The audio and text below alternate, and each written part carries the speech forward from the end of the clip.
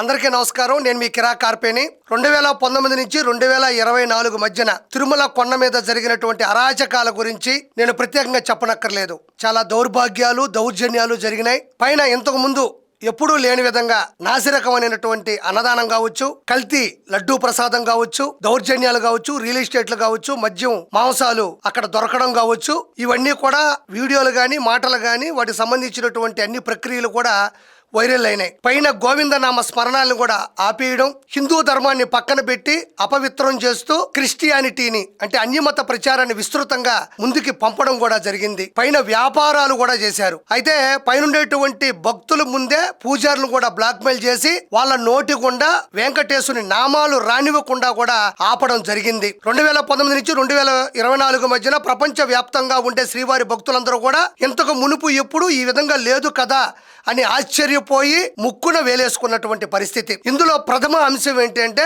శ్రీవారి లడ్డూ ప్రసాదం శుచి, శుభ్రత, సువాసన, నాణ్యతలో ప్రపంచంలో మరెక్కడా దొరకని విధంగా, మరెక్కడా కూడా తయారీలో లేని విధంగా కూడా ఆ లడ్డూ మనకు అందుబాటులో ఉండేది. అయితే 2019 నుంచి 2024 మధ్యన జగన్మోహన్ రెడ్డి ఎప్పుడైతే ముఖ్యమంత్రి అయ్యాడో ఆయనకి ఉండేటువంటి వైవి సుబ్బారెడ్డి కానీ అతని పిఏగా ఉండేటువంటి కె చిన్న అప్పన్న వీళ్ళ ఆధ్వర్యంలో లడ్డూ ప్రసాదం అధఃపాతాళానికి వెళ్ళిందని చెప్పాలి. అయితే ఎందుకు ఇలా జరిగింది లడ్డూ ప్రసాదం? గతంలో కూడా నారా చంద్రబాబు నాయుడు గారు లడ్డూ ప్రసాదంలో కల్తీ నెయ్యిని కలిపారు అని చెప్పారు. దాని మీద వాళ్ళు ఎగిసిపడిన, ఎదురు ప్రశ్నలు వేసిన నారా చంద్రబాబు నాయుడు గారు సిబిఐ సిట్టు బృందాన్ని వెంటనే లడ్డూ ప్రసాదంలో నెయ్యి విషయంలో ఇన్వెస్టిగేషన్ టీమ్ ని దింపడం జరిగింది. వాళ్ళు వేగవంతంగా కూడా ఆ సిబిఐ సిట్టు బృందం అన్ని విధంగా పరిశీలించారు, పర్యవేక్షించారు. నిన్న 600 పేజీల ఛార్జ్ షీట్ ని కోర్టు ముందు సిబిఐ సిట్టు ప్రవేశపెట్టడం జరిగింది. షాక్ అయ్యేటువంటి నిజాలు బయటపడ్డాయి. 60 లక్షల కిలోల నెయ్యి సరఫరా చేశారు,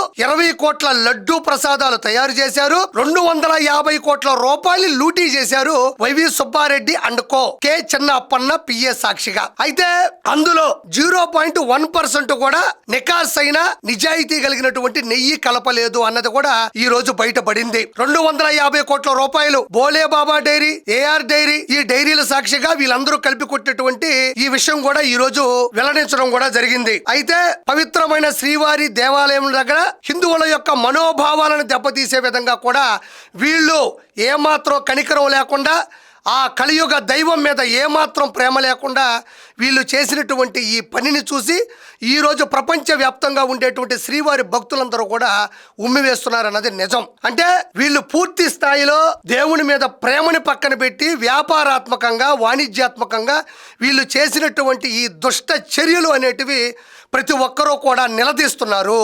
దీనికి ఖచ్చితంగా రానున్న రోజుల్లో శిక్ష పడుతుంది. ఇందులో ఎంతమంది ఉన్నారు? భూమన కరుణాకర్ రెడ్డికి సంబంధించినటువంటి రిలేటివ్ హరినాథ్ రెడ్డి కూడా ఉన్నాడు, అక్యూజ్డ్ 31. అతనే వైకుంఠ ఏకాదశి నాడు తిరుపతిలో జరిగినటువంటి తొక్కిసలాటలో ప్రముఖ ముద్దాయి రెచ్చగొట్టింది, ప్లాన్ వేసింది, పూర్తి స్థాయిలో అలజడి సృష్టించినటువంటి హరినాథ్ రెడ్డి కూడా ఇందులో ముందు స్థాయిలో ఉన్నాడనేది నేను మనస్ఫూర్తిగా తెలియజేస్తున్నాను. అయితే ఇందులో నారా చంద్రబాబు నాయుడు గారు చెప్పినటువంటి ప్రతి అంశం కూడా ఆ రోజుల్లో వాళ్ళు కావాలనే చెప్పాడు. ఇలా చెప్పడం తప్పు, ఆధారాలు ఉన్నాయా నిర్ధారించుకొని చెప్పాలి, నిరూపణలు ఉన్నాయా అని నారా చంద్రబాబు నాయుడు గురించి ప్రశ్నించినటువంటి పరిస్థితి ఆ రోజుల్లో ఉంది. ఈరోజు సిబిఐ సిట్టు బృందం నిజాయితీగా పూర్తి స్థాయిలో ఇన్వెస్టిగేషన్ తీసుకొచ్చిన తర్వాత బయటపడినటువంటి నికార్సైన నిజాయితీ కలిగినటువంటి అంశాలు ఇవి. శ్రీవారి లడ్డూ ప్రసాదంలో 0.1% కూడా వాళ్ళు ఎటువంటి పరిస్థితుల్లో కూడా ఒరిజినల్ నెయ్యిని కూడా కలపలేదు. కావాలంటే ఇప్పుడు నారా చంద్రబాబు నాయుడు గారి ఆధ్వర్యంలో, బిఆర్ నాయుడు గారి చైర్మన్ యొక్క ఆధిపత్యంలో ఇప్పుడు మీరు తిరుమల లడ్డూని తీసుకుని తింటే మీకు పూర్తి స్థాయిలో అర్థమవుతుంది 2019 నుంచి 2024 మధ్యన లడ్డు ఎలాంటి పరిస్థితుల్లో చెడిపోయింది అని. కాబట్టి శ్రీవారి లడ్డూ గురించి నేను చెప్పనక్కర్లేదు. 2019 నుంచి 2024 మధ్య ఉండేటువంటి పరమ భక్తులు రుచి చూసినప్పుడు వాళ్ళందరికీ కూడా దాని గురించి తెలుసు. కాబట్టి రానున్న రోజుల్లో ఇంకా ఇన్వెస్టిగేషన్ టీం ముందుకెళ్తుంది, ఇంకా ఛార్జ్ షీట్లు కూడా ఫైల్ అవుతాయి. 100% ఆ కలియుగ వెంకటేశ్వరుని దైవం నుంచి తప్పించుకునేటువంటి పరిస్థితి లేదు అని నేను మనస్ఫూర్తిగా కోరుకుంటూ నేను ఈ కిరా